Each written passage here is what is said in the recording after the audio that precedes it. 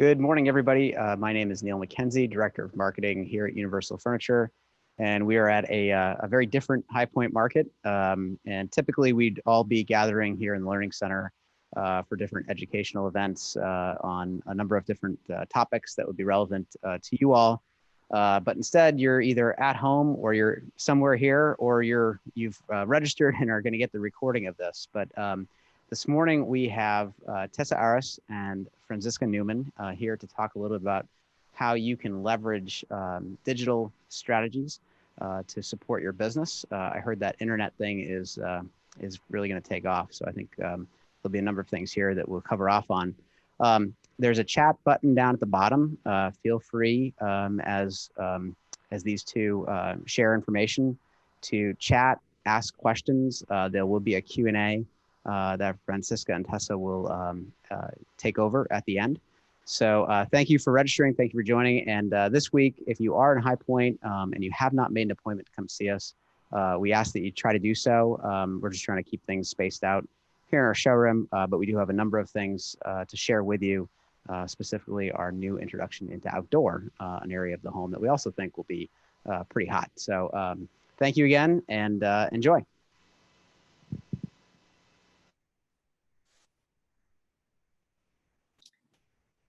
Thank you, Neil, for introducing us and having us here today. We've had to pre-record it, but I'm going to be live in the chat and present with you all while you're listening. And then Tessa will join us for a super hot and engaging, I hope, question and answer session at the end of our presentation. So to give you a quick overview of what we're going to do today, we're going to talk about growing a creative business online during a global crisis. And sadly, it looks like it's not going anywhere. So the tips that we've learned over the last few months are still hopefully gonna really help us thrive in the next coming months. And Tessa has been my accountability buddy since 4 years, I think now, right, Tessa? Yeah, I think so. In a while, yeah. We met when we worked with the same business coach for a while and studied entrepreneurship in depth. And one of the parts of the program was that we would be paired with an accountability partner, and they hit it out of the park with matching the two of us because we talk every Friday and learn a lot from each other. So I've been wanting to introduce Tessa to my interior designer friends for a long time because I learn a lot from her blogging expertise. We will cover today what it really takes to get clients online, because I'm imagining that it is quite difficult right now for us interior designers who are so used to living in the real life world, going to networking events, really networking with people in person, to now be stuck in this world where we have to shift online. So we will address that and our best tips for how to do that. Tessa can help us understand how to really figure out and know what to talk about when we produce content online, when we want to build relationships online, and how do we make those connections meaningful and real and not just superficial and unrelevant in these times. And then, as always, we're going to pack it with actionable tips to the gazoo so that you can have real takeaways and kind of implement what we're talking about today. So I'm going to stop sharing for a second. I'll give you a quick overview of who I am. So the story is that I am was an interior designer. That's why I love High Point and love speaking with you interior designers. We have I have built an interior design business in London and then in New York after I studied architecture at Oxford Brookes in England, and built an interior design business that was then featured on HGTV and the Oprah Show, which in 2005 and 2006 even then meant that I had to build a website real quick to be able to showcase my work. And then life happened. That's another story that I've told elsewhere many times, and Tessa knows. had to give the interior design career up, but what stayed was my ability to build websites. And my interior designers friends all started asking me, why don't you build my website? You've built one for yourself. And that was in 2009. So also for many years now, I've been building websites predominantly for the interior design industry. And Tessa, tell us a little bit about you. I know that we have that you have built your blog in 2009 also. Yes. Yeah, which is a different time back then online, but it's been a fun journey all these years later. Yeah, and I know that you focus predominantly on the science of baking. Yeah, so I started just documenting my kitchen adventures, and it was just literally anything I was doing. And as the years went by and I started to gain more traction and had a few blog posts randomly go viral, I started to focus more time and energy on building the website and turning it from just a fun hobby into a business. And in that time, I went to culinary school and published my first cookbook and narrowed in my niche, which is my true passion, which is baking and sharing the science of baking to empower people with the understanding of how and why their ingredients and different techniques in baking work so that they can have success in the kitchen. Yeah, I know. I think a lot of people recognize one of the pictures that went viral in the beginning for you, the chocolate chip cookie comparison. I have it later on in the presentation. So, and you just self-published your second cookie handbook, right? Yes. And it was sold out in a few days. So that was incredible. Congratulations. Yeah. Oh, thank you. Yeah, that was really fun. And it's one of those things where, you know, having started with just a hobby and publishing content for free and just being active on social media and transforming that into a following that wants to hand over money and buy something from you. And, you know, that really proves if you've got an engaged audience or not. So that's something I'm obsessed with and I'm excited to share some tips with today. That's awesome. Yes, so true. So let's dive in. And I've put an air fryer on this slide, which I think will kick off the story that I would love for you to share with us in a second here. Let's dive in with talking about brand values. And it's something I've spoken about before, and how important it is to know what you stand for in the online world as you kind of go out and become more visible. I think in business in general, as you grow a bigger brand, that's really hard to do if you're confused about who you are in that sense. But today we're going to focus on how it can also really propel you forwards if you stand against something clearly, because that's sort of an experience you shared with me recently, and that has to do with the air fryer. Do you want to tell us what happened? Yes. I know, before everyone tunes out because they're so confused.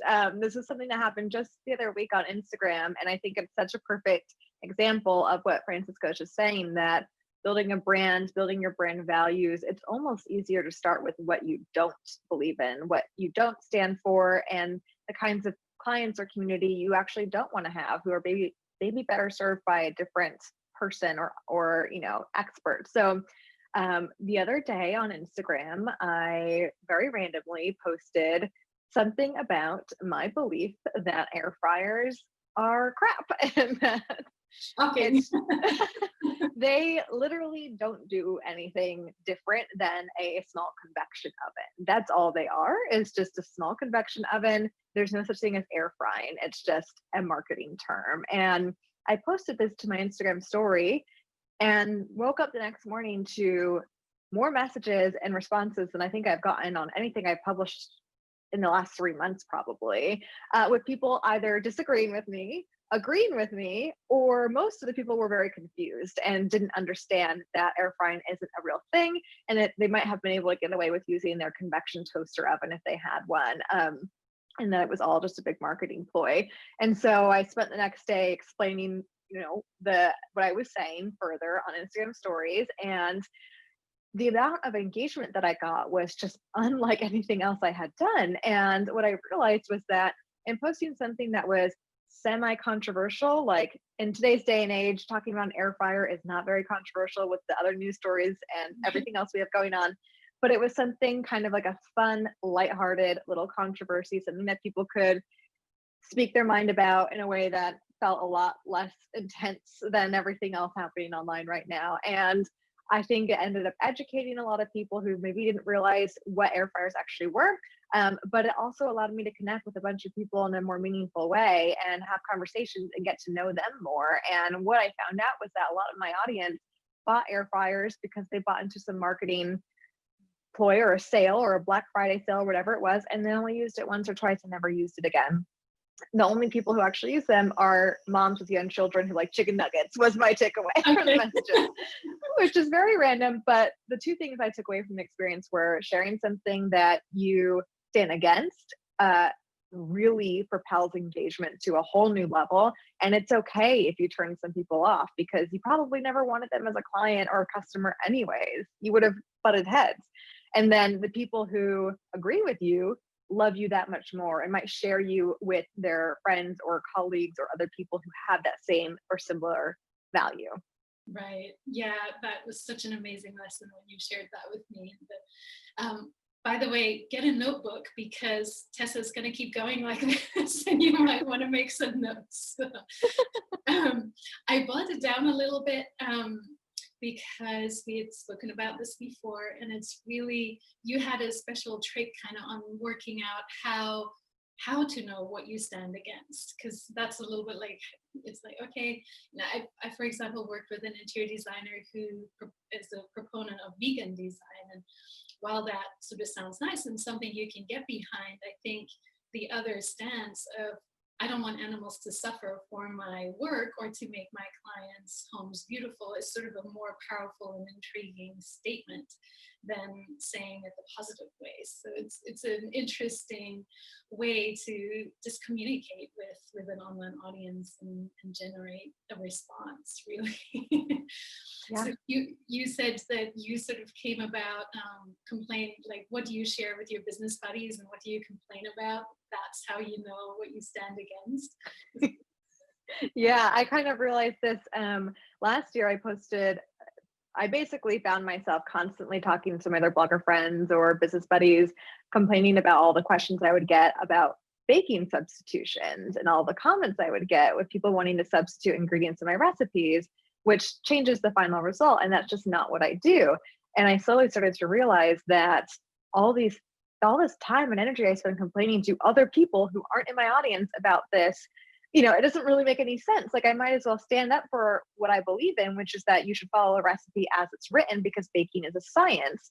And I was so scared to publish this article that I ended up writing about why I hate baking substitutions. And I think 98% of the response was positive, and people were raising their hands, agreeing with me, commenting about how they also hate it when they see those types of comments on other blogs where people write 1 star, I made this recipe, but I changed this, and this, and it didn't turn out. And we all had a really fun, engaging conversation about it. And what it did was it kind of allowed the people who want baking substitutions or alternatives like vegan baking or gluten-free or whatever, which there are so many other people who are best suited to offer that kind of content.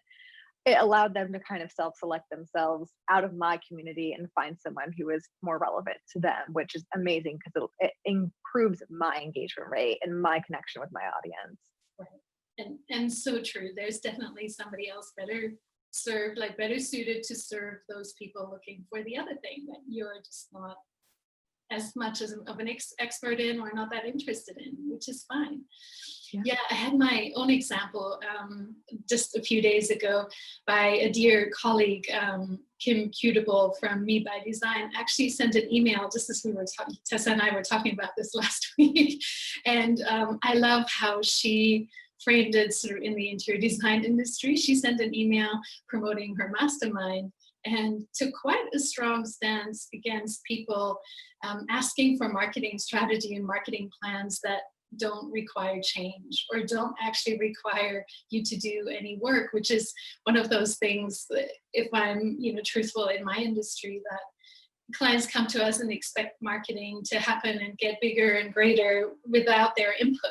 And at the same time, they wish it to be their voice. So it's very difficult for me to promote someone's voice if they're not giving me their voice. That's sort of what Kim was saying. And I was impressed that she sort of took this similar approach of just really making a clear stance of, my mastermind is for you if you're willing to put in the work and change and grow, and then we're a good fit. So it's more common than you think. And since I've started sort of looking more for instances where people stand against something, it's been interesting to see that it's done more than you think. Yeah, I think it feels scarier to do, but once you do it, it'll be amazing. It's amazing, yes. Yeah, so as we promised you action tips, time for your notebook. As you've heard us talk, there may be things that have come up for you, so why not list them right now? What are 2 or 3 things that you can really stand against and be proud of and known for to some extent? Then you can be also more open about the kind of client you want to work with, kind of like Kim Cutable, my colleague. She was very open about wanting to work with people who are ambitious and willing to put in the work. And I've done that in the past as well. I've also made it very clear that kindness is an important value in my business, and that I love working with people who value kindness and long-term relationship building more than other types of people. And I made that shift about 2 years ago, I think, in speaking about those values in my sales conversations. And our clients have gotten much better, and the relationships have become easier. And it's 99% of the time just a pleasure to wake up and work at this point, which wasn't always the case, as some might remember from like 5 years ago. So. And another way to do that is to share common interests with your clients. Like as we're transitioning into this online world and having to network online, I think there's always an additional bond that can be helpful with your audience as well. And you have baking as the bond, but you have the science of baking as the additional sort of tweak, your particular message, and because your audience really wants their cookies to be perfect. So they have to come to you to get that. And my business completely changed when I started focusing more on interior designers, because that is my preferred audience and my passion in life. Also, what are causes that your online audience can share with you? Again, there's another conversation I had just a few days ago, and that interior designer is an avid animal rescuer, I guess. And she actually gets a lot of clients through her local animal shelter, just because there's a shared value. So as much as you can stand against things together, you can also rally around a common cause together and take a stance against abandoning animals or animal harm. So lots of different options. Take some notes and see what might come up for you that might not even be interior design related, but gives you an opportunity to take a stance. And I also just wanted to add, Franziska, this probably goes against a lot of advice that's out there right now with COVID. I think a lot of people are panicked, and there's a lot of fear-based decisions and not wanting to exclude anyone or lose out on any potential clients. But when you align with your client in this way over shared values, the results of the project are going to be so much better.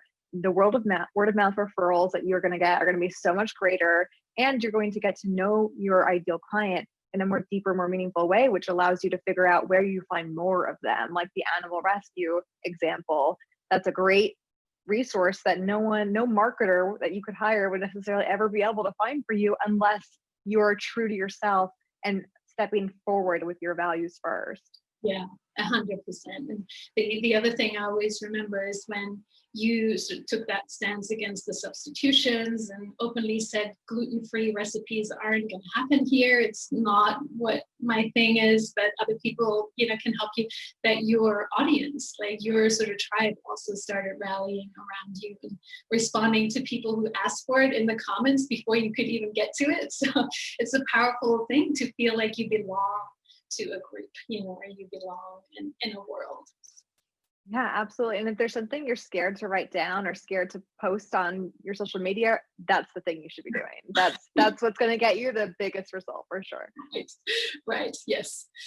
Yeah, I put up one of those posts last week about, anyway, there's a post on my Instagram with a ladder on it. So if anyone wants to go see it, that was my scary post. um, yeah, so sort of moving on to part two.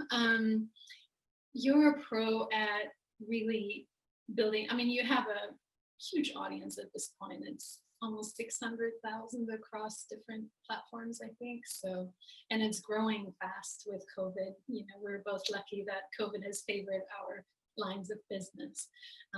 But it's not without having put in hard work over many years.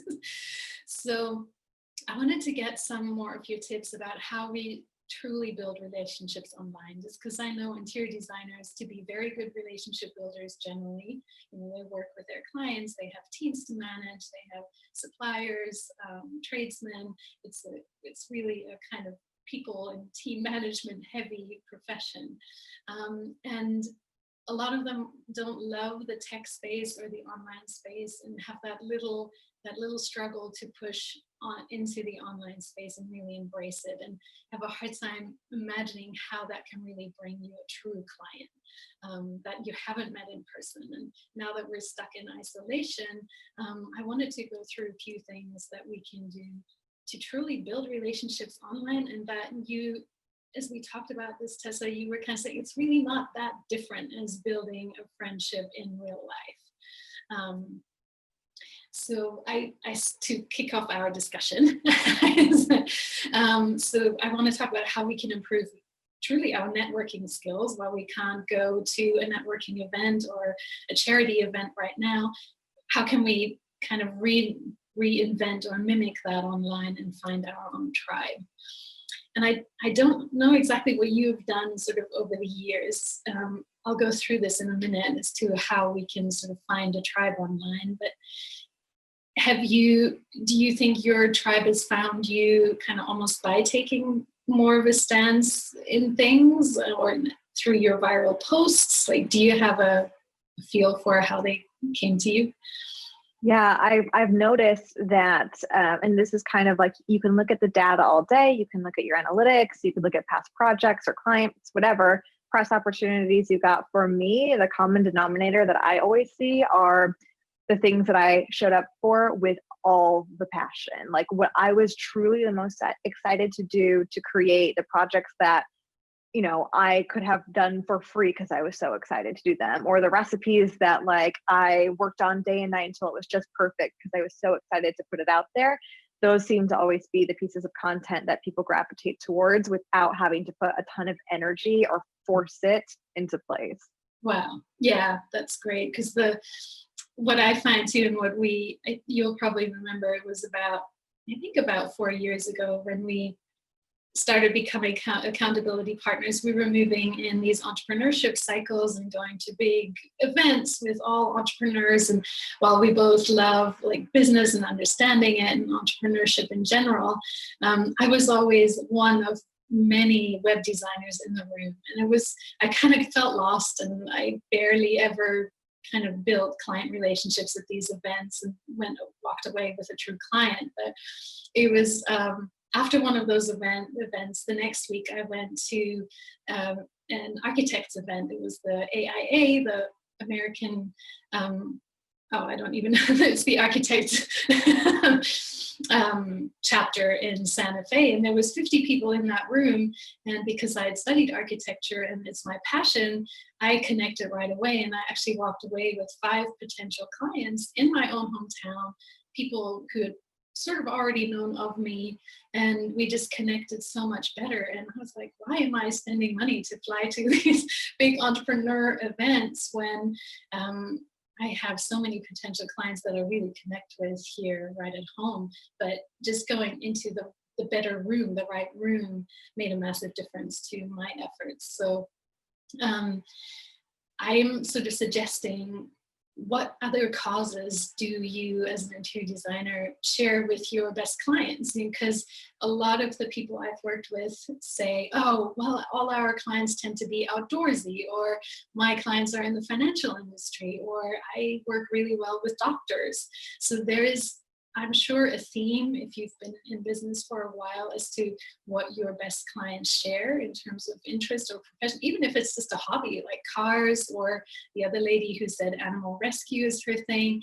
What other events or passions do your clients share that you can connect with them over? Because you don't have to necessarily start the conversation with interior design and a project that they might need to do. It can take some time. So kind of finding these things online right now. I had a big aha when I, after figuring out that interior designers are my best clients and it's so much easier for me to talk to them, I found Facebook groups where interior designers hang out. I think Facebook groups are kind of a good, you don't have to do that anymore, Tessa, because your audience finds you. But like when you start out and you have to actively find these people, a Facebook group is actually a really great place to just hear those people you're interested in working with kind of voice their worries, their opinions, how they're thinking. It's really interesting. And interior designers often have referral partners and builders, realtors, kind of relocation experts, contractors, architects. So where do architects hang out online? And is there anything that we can do right now to be visible within those organizations or on webinars that they put on? There's so much online content being produced right now that there might be an opportunity for an interior designer who has a passion within that industry or within that topic area to participate. So that was kind of a little, just don't be shy, look what's out there and reach out if you want to participate and have something to say about this passion sort of that you could use as a jumping off point to find clients. This is one that you'll help me with talk a lot about. So first of all, this is Tessa's viral cookie comparison photo. I just want to say this is a shot in 2013 and I didn't know it was going to go viral, and I would have done it better if I had known. So that just goes to show you, yeah, it doesn't have to be perfect. You just have to do it. Right. Well, it worked, and it's so amazing to see, and it fits your passion to really know like what you have to do to get the cookie to be exactly how you want it to be. Yeah. So something that Tessa and I talk a lot about as well is listen. So once you've found the group where you want to kind of pursue being more visible and have found a group of potential clients, listening is really important. So there's other various things you've done over the years to understand your audience better, and I've always been super impressed. And I know one thing I always recall, which was quite some years ago now, where you did a very in-depth survey and you had various findings. Do you want to tell us what happened? Yeah, so I did a really simple survey. I think it was just on Google like forms. It was, didn't cost anything, very simple. But the results that I got were really shocking to me because I realized that there's a large section of my audience. I thought my audience were like millennials like myself. But what I found out in the survey was a large part of my audience are empty nesters, women who are recently retired or whose kids have left the home and they have a lot more time and energy to take on baking. And they might have had it as a passion when they were younger, and now they're rekindling it, or they're looking for new hobbies and interests to fill their time. And this was shocking to me because my demographic data showed that my audience was people like me, but there's this section of my audience that is this other demographic that are extremely active and engaged. They have a different, relationship with the internet and social media than millennials do. They have more time and energy to commit to it. They make all the recipes. They share it with their friends. They are just active in a different way. So even though they don't make up the majority of my audience, statistically, they are a section of my audience that I really want to nurture and love on because they participate so much more than anyone else. And so that was completely shocking to me, because I was like, why is anyone, listening to me? I'm, in some cases I could be their daughter. Like, it's just blew my mind. I remember feeling very much like an imposter when I realized this. But Francisca reminded me at the time that I actually didn't have to change anything that I was doing. If anything, I just doubled down on it, because they clearly were drawn to what I was offering for a reason, and they enjoyed it. And just knowing that they were there, it helped me to write my content, because I could envision in my head who I was speaking to, who might be making this recipe, who might be buying a cookbook from me or joining a class from me. And that was something else that I did too. I have an online baking course, and before I actually ever created it, I did a live version of it in just a private Facebook group. Just put up a PayPal link for people to join, super simple. And in doing that, I got so much insight into what questions come up. I was doing live broadcasts, and as I'm live, I'm seeing exactly where people are having roadblocks or issues or questions or frustrations, the language that they use. And I started writing these things down and making a big database of it. And I learned, even in doing that I referenced my online program as a course. They use the word class. So I switched the name of the offer. Like, all these little things add up though, and they speak to your customer in a way that your competitors probably aren't able to speak to them. Yeah, and that's your skill to listen and to care. That's a big part of this too. Yeah, I love that. I remember how shocked you were. It's like, they're not like me. Yeah, and we do something as well that's probably more relevant to my business and maybe an interior design business. If you don't have a large audience yet that you can conduct a survey with, but even if you have 10 to 20 past clients you could send the survey to, I think that's valuable. If you're feeling brave, you could also just call them up and schedule a short sort of 10-minute interview with them. So these are ideas for questions. You can also Google for good sort of testimonial questions to ask. But good ones are, what's the reason you hired me? Was there anything specifically that resonated with you in your decision making to hire me? And that could be your project, your style. And I wouldn't be surprised if some of them would say it's because you care about animals, for example. There's actually a lot of sort of bonding that we feel about people who have similar passions to our own. And, in Tessa's world, you've done this. You would ask, is there a certain Instagram post that resonated? As an interior designer, you might have written a certain email that got people to actually call you up. But it's super helpful to ask the questions, not assume, and then see how that can point you forward to really, hone in on your marketing efforts. And then again, so joining online groups and forums, Facebook is very good for that. And my mind was blown similarly to yours when you did that survey, when I was in one of the online Facebook groups for interior designers, and an interior designer posted, I've been quoted X to get a website built. Is that too much? Is that good? What should I do? Should I build my own? And there was a long string of comments, and those were gold for me because the very interesting thing that happened in the conversation is that as much as interior designers sort of don't like the DIYers because it causes certain issues if the client wants to help and be involved, or suddenly shops around them, as it's called, shops them and orders their own product online to mix in with the project that the designers design. There's so much friction.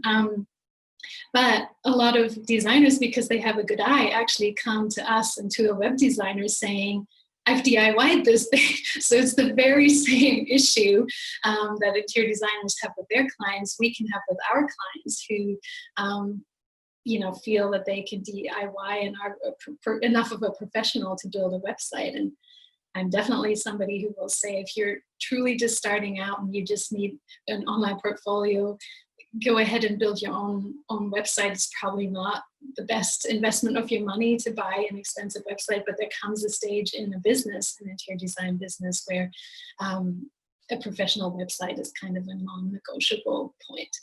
So that was eye-opening for me, and I bet the people listening are, if you find some of those online groups and hear people talk about why they hired an interior designer or what made them hire one, it's fascinating. It just blows your mind. Yeah, it's really interesting. I wanted to add a couple questions to tip Yes. 2. Yeah. I've called up my customers and asked them, and this is for low cost products. So like, it's even better if you worked with a client for months on a big project. But one question that I found really interesting was, how would you describe me or my brand to your friends? That just gives you a different perception of how they think of you and what's actually associated with you and what you can double down on. And then was there anything that almost stopped you from hiring me or buying my service or whatever it is? Because then you can find those points of friction and address them in your sales pitches. That's awesome. Yes, great tips. And that leads us into this pro tip. Again, time for your notebook. So if you really want to do well and use what you're hearing to communicate better, you have to write it down. So if you're calling a client to get that kind of testimonial, ask for permission to record it, make notes. When I'm in forums like that or Facebook groups, I've created a swipe file, it's called in our industry, but literally it's a Word document. And when you find things where people talk about what you do and who you are or pain points that they have, put them into that document so that when you're sort of staring at the blank content creation canvas and going, I don't know how to step out there online, I don't know what to talk about, that's the answer to that question. This is how you can learn how to do that. So these are a couple that I have heard over the years. That I don't want my home to look dated in a couple of years. People don't want to be pinned into a style. I know what I like, but I don't know how to pull it together, or struggles to kind of use space. Somebody's bought a house, but it doesn't quite fit. How do you make it right? And I'm sure as you meet with potential clients and do a first house visit, there's common things you'll hear them say. So write it down. Even after the site visit, have a little notebook in your car and add it to that list. And then, as Tessa said in her example, if you can speak in your audience's words to them and back to them, they just feel like you get them so much more, and they're drawn to you exponentially. A lot. There's another technique that Tessa and I have learned. So this is a book that we've both read and really enjoyed, and you have some more family history with this too. But while negotiation might not be the first thing that comes to mind when you talk about communication and communicating better with your audience, this book is full of amazing skills and a lot of really amazing listening skills too, actually. It starts with the listening. So there's something in particular called mirroring.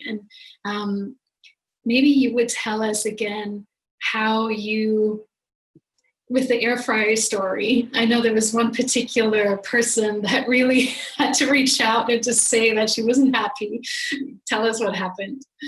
Yeah, so I had someone reach out and they were upset by my commentary on not liking air fryers, not believing in them. And instead of arguing back or trying to prove my point or explain why I was right, I just started repeating what they were saying and then asking questions. So I think it was a man actually, he wrote something like, why would you say it's not really air frying? And so I would just write back, really air frying? Like just trying to get more, what does that mean to that person? And just basically repeating the last couple of things that they said right back to them to get more clarity. It also allows you a moment to gather your thoughts and kind of gauge where they are emotionally and what's actually going on beneath the surface of their words. And that's the same with building up your swipe file, is you're really just getting to where are the emotions of why someone is saying what they're saying or feeling what they're feeling. Like, if you can connect on that level, that's when someone feels heard and understood. And the author of this book, Chris Voss, is a former FBI hostage negotiator. So he's giving you tips that work in moments of crisis and potentially violence or could lead in violence. And if you could pick up just a few of those tips, that's what makes people feel understood and connected to you. And that's what makes them trust you. Yeah, it's such a brilliant book, and it ties back to that human need to just be seen, listened to, and understood. And if that's all you can sort of walk into the world with, or the online world right now, the social media world, I think you're already making a difference, because we're lacking that in such a big way. So mirroring back to our audience and to our potential clients, what you hear them say is a powerful tool. And then obviously you can address their concerns, i.e., how do we use our space better? You can give them your expertise and educate and share freely. But those sort of techniques will really bump up the engagement on social media and the followership, and will allow people to share your posts if it really resonates with them. All right, so last point here that I want to go over with Tessa is, this is her beautiful cookbook, by the way. Using your analytics, it's something I addressed in our last virtual High Point talk as well, but there's another angle on analytics in how they can help you to know what to talk about online. And I would love for you, Tessa, to talk a little bit more about your sort of behind the scenes processes and techniques that you have for looking at data, and how that informs your decisions on what content you produce next. Yeah, so this actually is a perfect next point, because just like collecting the words or phrases or emotions or frustrations that your potential clients have, that's data, that's analytics in itself. And so when it comes to the numbers side, my team and I will collect all the numbers through all the various platforms once a month and pop them into a spreadsheet. So Instagram, Facebook, Google Analytics, ConvertKit is the email service provider I use. Whatever you use to connect with your audience, whether that's phone calls, like literally whatever it was. How many people did you interact with? What demographic data can you pull from them? What content were they interacting with? What was most popular? What was the least liked or clicked or commented on? And just popping that into a spreadsheet to give you some high level overview of what's been working. And then what we like to do is pull the top of every single platform. So Instagram, Facebook, see, is there one post that was really popular across the board for every audience? And if that's the case, we'll go back and schedule more of that piece of content. We'll maybe create a series out of it, or a video, or like double down and expand on that. Or if we might notice that there's one piece of content that really performed well on Instagram, but bombed on Facebook. What was it about that piece of content that did so well on Instagram? What, correlations are there with that and previous Instagram posts that did really well, to basically perfect our Instagram strategy and continue to tweak and improve it. But I think at the end of the day, your analytics does require some synthesis from you as the leader of the business or the business owner. You know your content best, you know your audience best, your work best, and you can kind of pull together, threads of different patterns or things that you're seeing. However, I think it's also really fun if you have other people on your team, if you have a second or an assistant or somebody else, or just another pair of eyes from a trusted friend or advisor to take a look. They might see things that you're not seeing because you're standing so close to it all the time. And it just helps to give you a different perspective. Yeah, 100%. We love doing that for our clients and with our clients. And it's fascinating. I mean, sometimes it's the person, in interior design, we often post beautiful projects and beautiful spaces. And it's interesting, in some of our clients' feeds, the audience really loves it when they see the person and behind the scenes, and they can relate to the owner of the business. And in other ones, there's unfollows if people appear on the feed, and all they want is the design and the space. So it truly is unique to your audience. There's no one size fits all solution on this. And I find it fascinating with you as well, because how many recipes do you have on your blog now after 10 months? Over 1,000. Yeah, over 1,000. And there sort of comes a point where, like, how many more new recipes can you make? But also, you're known for the chocolate chip cookies, so I think you have like probably a huge amount of just chocolate chip cookie variation recipes on there as well, right? I mean, yeah. It does so well. We double down on whatever does well. And I think the other thing that I wanted to say too was that you had posted a picture of me and Ashley in front of the Eiffel Tower on an earlier slide, which is my best friend, who is another baking blogger who I met at a conference back when conferences were a thing. And her and I have very similar businesses, we're the same niche. We talk about, we compete with each other often. We don't spiritually, but like online we do. But it's crazy because as similar as we are as people and as business owners, what works for her on her platforms is so different than what works for me. And it's so similar. So you really have to find that special groove of what works for you and your business and your team. Yeah, yeah, it's this, that's how we're each unique and we get to shine in that way. And that's sort of the only Exactly. thing that really. And I think I was going to say the thing with hiring someone like you, Francisca, is that for me, and I'm sure a lot of your clients, we all kind of work in siloed isolation where, you know, we're doing the work, we're working with clients, whatever it is. We don't really know what other people are doing, what's working for them. We don't have any context for some of the analytics sometimes. And so it's really helpful to be either in a mastermind or hiring an expert who has a view of what's working for the industry as at large, as a whole, and can give you context to know, like, actually, this is a little bit lower than we're seeing with other clients, or you're doing really well, keep doing it. This is, you've got some of the highest engaging content. Like, you really don't know until you have some context. Yeah, that's very true. And we're lucky in that sense that we get to see the data and the behind the scenes of so many different businesses that we work with. Yeah, which is a huge plus for your clients. Yeah, and it's a lot of creative people.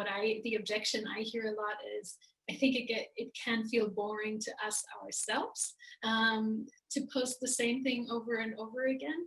Now you've done it for a while, and you know it's a business, you know, and a passion project. So there's also just kind of business sense in streamlining your content, but no single person will see every single post that you ever put out into the world. So what might feel repetitive for us as creators actually reads as consistency and good branding to the viewer and to the audience. So not something to worry about. Good, a little summary before we go into the Q&A section. So step 1, know what you stand against. Step 2, find your tribe online, see where those people that you really vibe with connect.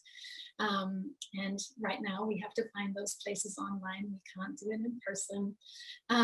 Step 3, once you're there and you're finding yourself in conversation with that audience, with that potential client, and listen and create that swipe file. So, because you will forget it, it's like a light bulb in the moment when you hear it, like you're a switch from course to class, but you just have to write it down. So create a swipe file and you'll be almost a marketing pro, because that's what we do. And then step 4, with the content you create in your conversations, in your first sort of home visit or sales conversations, mirror their concerns. Let them know that you know how they feel. Let them feel listened to, seen, and understood, and then address it with your expertise. That, you know, let them know that you can help them with your knowledge and get them to the other side of their problem. And then step 5 is know your top content. So know, and content doesn't have to be an Instagram post. It can also be know the sentence that you say in a sales conversation that gets your potential client saying, oh yes, you know, you're the one. I have a lot of those things that I repeat in conversations with potential clients, because I know that that's what they're struggling with. And when I say it, they know that I get them and that I'm here to truly help. So any kind of content, any way you show up in the world, let what you've learned in steps 1 to 4 inform what you're doing, and use it, tweak it, repost it, be visible, helping your audience with that knowledge that you have and that understanding. So I hope that was helpful today. We have well, 1, you have the opportunity to book a free consult with me. Usually I come to High Point, I travel there and meet with you in person, and I put that week of High Point aside to be available for you interior designers to answer any marketing questions, online strategy questions. How can you get those next bigger set of clients, next better clients? And of course, especially how can we make our businesses thrive through this pandemic? feel free to go to my website. Since we can't meet in person, go to buyfck.com and you'll find the big button that says book your free consult. I'll give half an hour and we'll help you anywhere you might be stuck. But I'll hand it over to Neil now, and Tessa and I will be in the chat and on the call, and we'll answer any questions you may have. Thank you, Tessa, for joining us, and we'll see you soon. Thank you.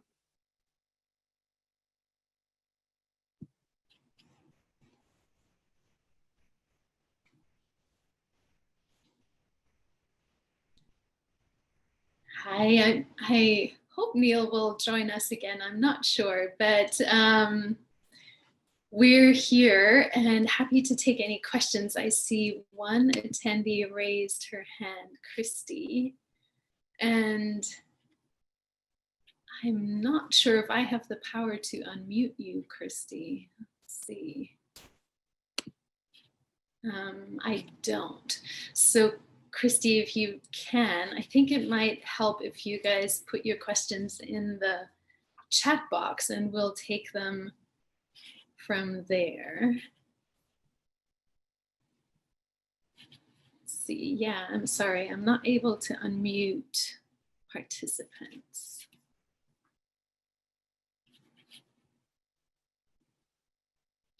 Thanks, Yarrow. You're such a supportive friend. Thank you. Yes, I'm definitely here to help you guys if you book a consult. And I hope you can find the chat. So if you hover on the bar at the bottom. There you are, Neil. Hey, Francisca. Yeah, I think we've seen about, I think there's a handful of questions here at the bottom that we can go through. Okay, awesome. Yeah, and there's a lady named Christy who's raised her hand, but I'm not able to unmute her so she can ask her question. No, we can't unmute participants. Oh, okay, great. It's a webinar. So yeah, no one, just to avoid all sorts of audio conflict. So okay, great. Yeah, so if they have questions, chat at the bottom and then you guys can address those. Okay, great. Yeah, and Cheryl said, has there been any questions? Yeah, I haven't seen any in the chat box. Do you see any, Neil? Do you want to read something? I'm looking through. I thought some of these were questions, like some of these were just feedback. So no, I'm not seeing any questions to date. So ask us something. Right?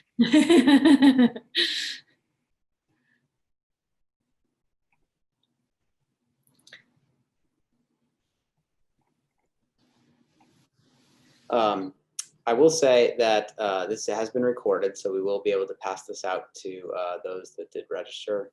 And we do have a number of events happening the rest of this week. We have 2 in-person events, although smaller capacity with these on, so that'll be entertaining. And then the rest are virtual. So here is a question.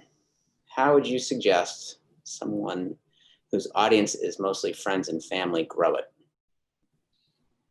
That's a good one. Do you get more friends? Get more friends, yeah. Tessa, do you want to answer that one? Yeah, I would ask your friends to share your content with one friend. If you have 20 people who are following you, or even 10, and they all share it with 1 or 2 people, then you just doubled the exposure you've gotten. So don't be afraid to ask for help and support. It can feel really awkward and kind of weird to promote yourself in that way or to ask for attention in that way, but I'm sure your friends would be happy to help you. Yeah, and I like what you said. I think you only said it in our pre-discussion that you often feature your audience as the star of the show in a way, and that really makes it easier for them or gives them something to share, right? You kind of make them the star of the show.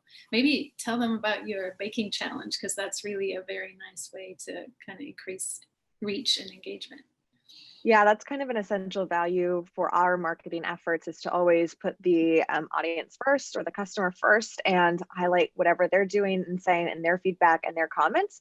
We do a monthly baking challenge over on my site where I challenge my entire audience to bake the same recipe during a month and take a photo and post it online. And then we reshare all the photos, we create galleries, I comment on all the photos, and then there's winners at the end of the month. But it's just a really fun interactive way to get people engaging with the content and engaging with each other as well. I think if that's something that you can start getting your clients talking to each other in support of you and your business, or talking to their friends about it, that's such a natural way to get the word out there.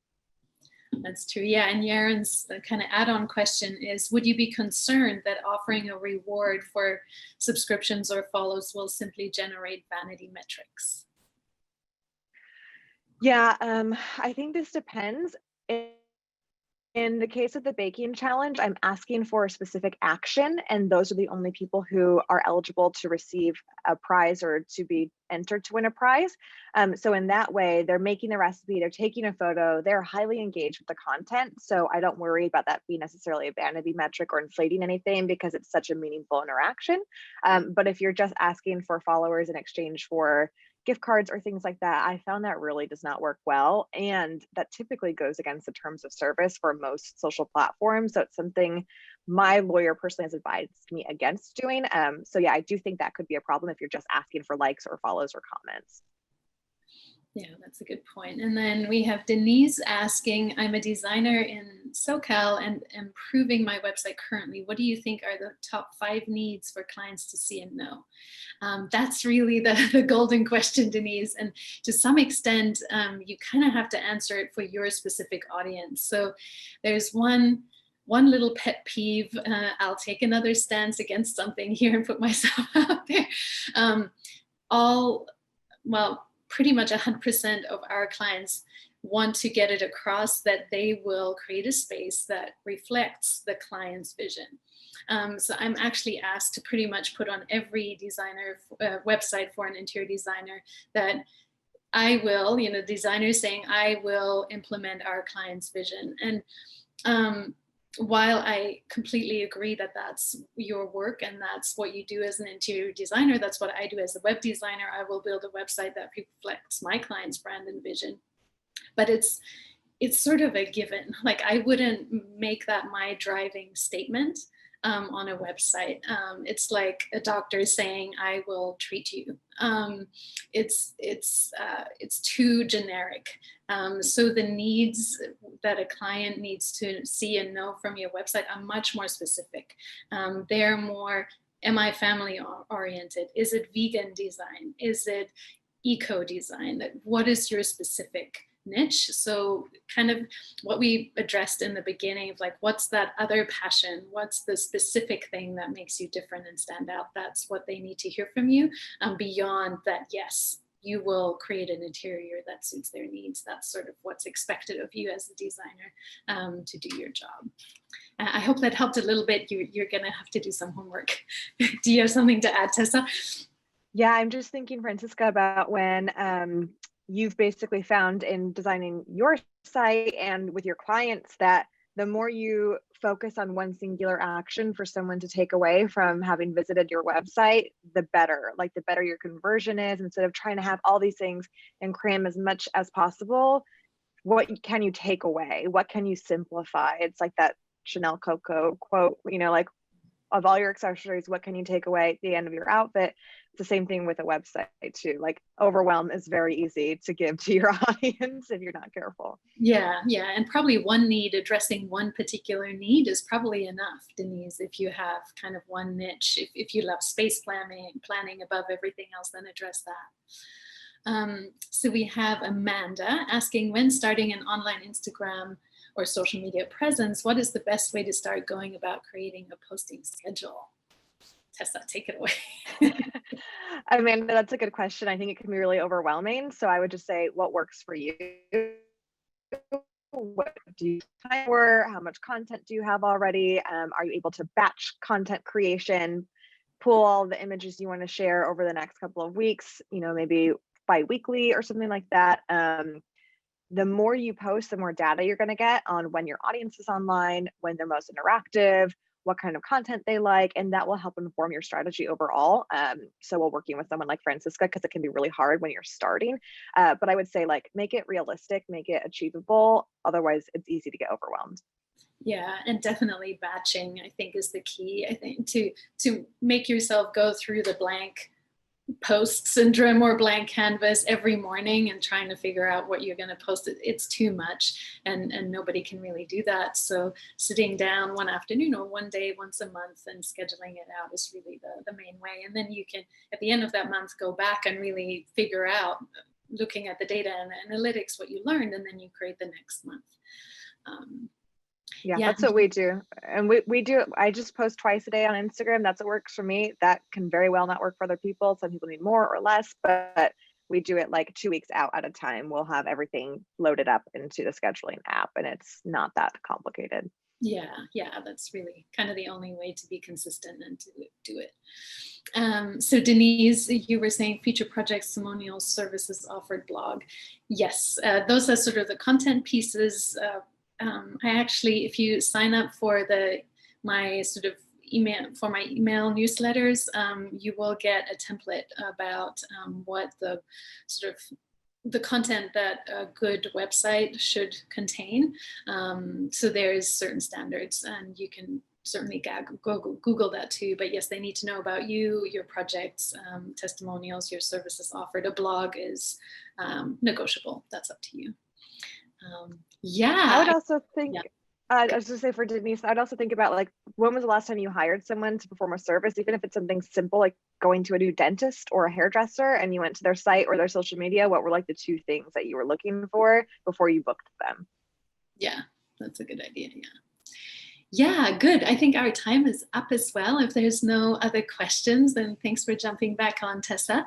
And yeah, I'll hopefully see some of you in a consult, and we'll enjoy High Point for those of you who are there, and we'll maybe see you in person next time. Yeah, definitely. And just as someone who's known Francisca for many years, definitely book a consult. You're going to get gold nuggets of value and wisdom and things that you didn't even think about before. So I can't recommend it enough. Thank you, Tessa. Yeah, and thanks for sharing so many of the things I've learned from you over the years with the interior designers. I've been wanting to share your wisdom for a while. So. Thank you. All right. Thanks, Neil. Over to Neil. Yeah, now I'm further away. Yeah, thank you both for taking the time to do this, and thanks everyone for joining. As mentioned, we have a number of events throughout the week, both mostly virtually presented. We will have this recording out to you all shortly.